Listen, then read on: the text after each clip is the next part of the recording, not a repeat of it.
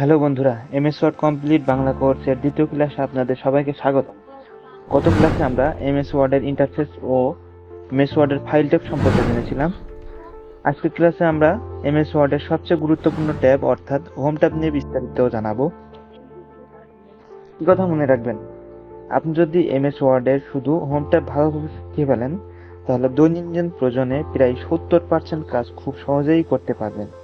কারণ আমরা যখন কোনো লেখা লিখি সেটাকে সুন্দর করি, বড় ছোট করি, রং পরিবর্তন করি বা সাজাই, এসব প্রায় সব কাজই হোম ট্যাব থেকেই করা যায়।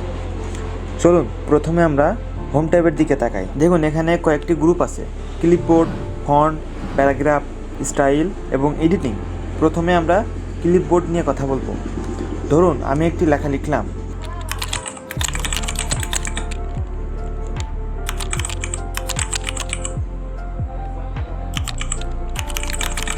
এখন যদি আমি এই লেখাটিকে আরেক জায়গায় ব্যবহার করতে চাই তাহলে বারবার টাইপ করার প্রয়োজন নেই, শুধু কপি করলেই হবে। লেখাটিকে সিলেক্ট করলাম, তারপর কপিতে ক্লিক করলাম অথবা কিবোর্ড থেকে Ctrl+C চাপলাম। এখন অন্য জায়গায় গিয়ে Ctrl+V চাপলে লেখাটি চলে আসবে, বা ক্লিপবোর্ড থেকে পেস্টে ক্লিক করলে চলে আসবে। কিন্তু আমি যদি চাই লেখাটিকে এক জায়গা থেকে সরিয়ে অন্য জায়গায় নিতে, তাহলে কাট ব্যবহার করতে হবে। কাট করার শর্টকাট হলো Ctrl+X। কাট করার পর পেস্ট করলে লেখাটি আগের জায়গা থেকে অন্য জায়গায় চলে যাবে।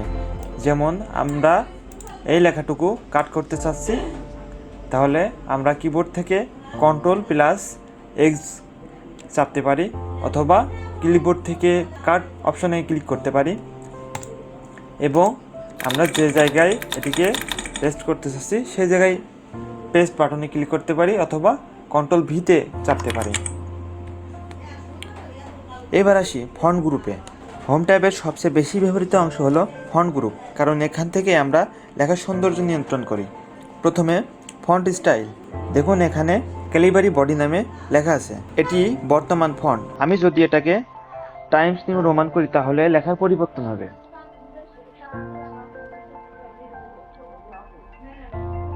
আবার এরিয়াল দিলে আরেক রকম লেখা দেখাবে। ধরুন এই লেখাটি খুব ছোট দেখাচ্ছে, আমি সাইজ 11 থেকে 18 করলাম।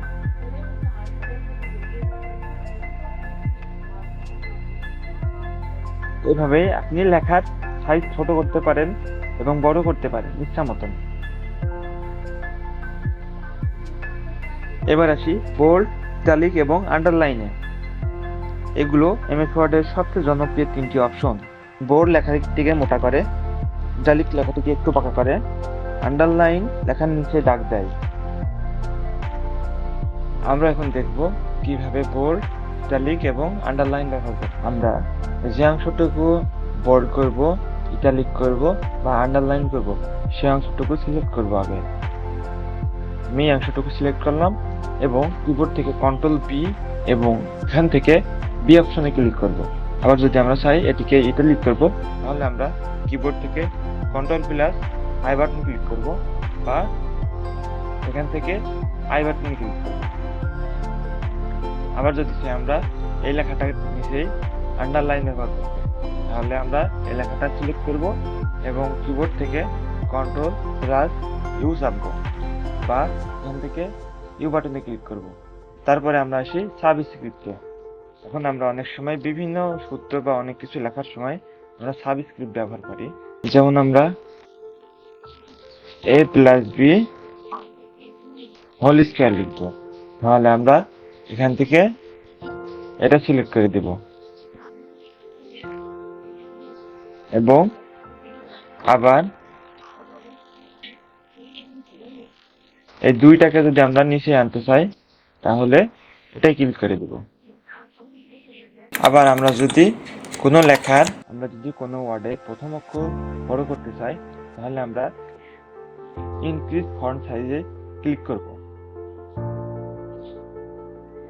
আবার যদি কোনো লেখাকে আমরা ছোট করতে চাই তাহলে সেই লেখা ডিক্রিজে ক্লিক করব। যদি আমি চাই লেখাটি কালো না হয়ে লাল বা নীল হোক তাহলে ফন্ট কালার ব্যবহার করবেন।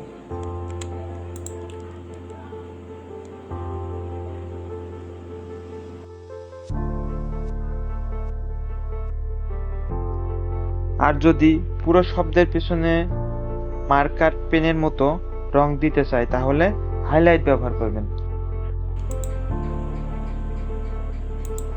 ফন্ট অপশন থেকে আমরা লেখার বিভিন্ন স্টাইল দিতে পারি।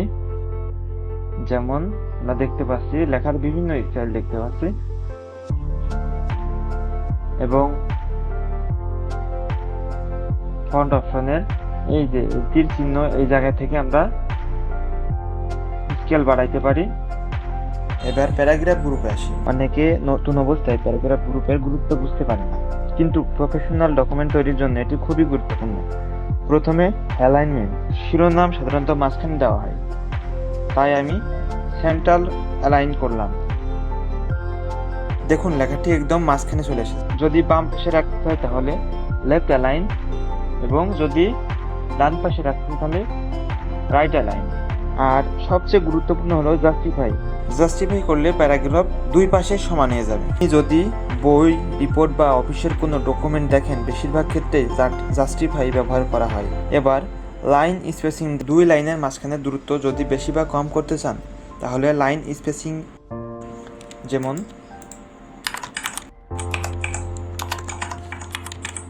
আমরা এই দুইটা লাইনের মাঝখানে লাইন স্পেসিং ব্যবহার করব। এখান থেকে 1.0 মানে কম মাপ, 1.5 বা 2 মানে বেশি গ্যাপ। এবার আসি বুলেট পয়েন্টে। ধরুন আমি কয়েকটি সফটওয়্যারের নাম লিখতে চাই।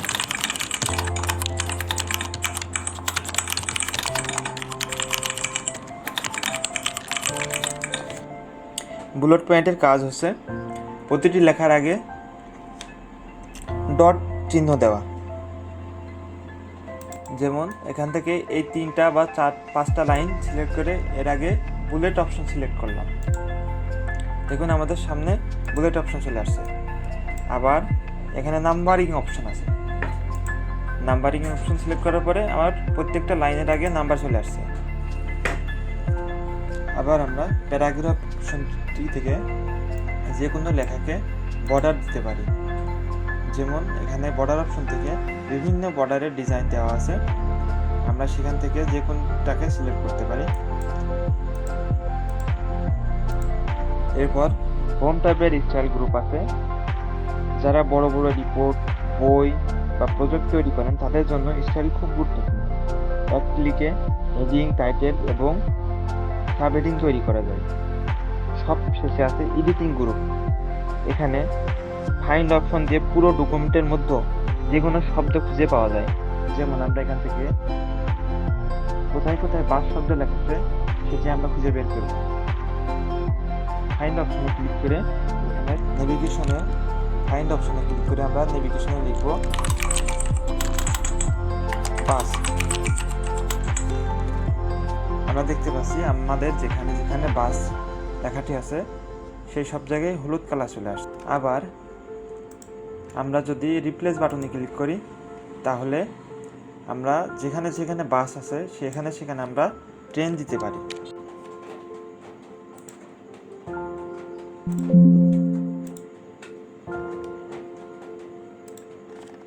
দেখুন আমরা বাসের জায়গায় ট্রেন লিখতে সক্ষম হয়েছি।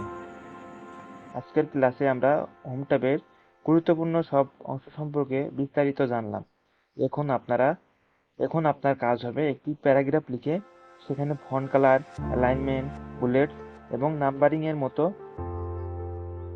এবং নাম্বারিং ব্যবহার করে প্র্যাকটিস করা। প্র্যাকটিস ছাড়া এমএস ওয়ার্ড শেখা সম্ভব নয়। পরবর্তী ক্লাসে আমার ইনসার্ট ট্যাব নিয়ে বিস্তারিত আলোচনা করা হবে।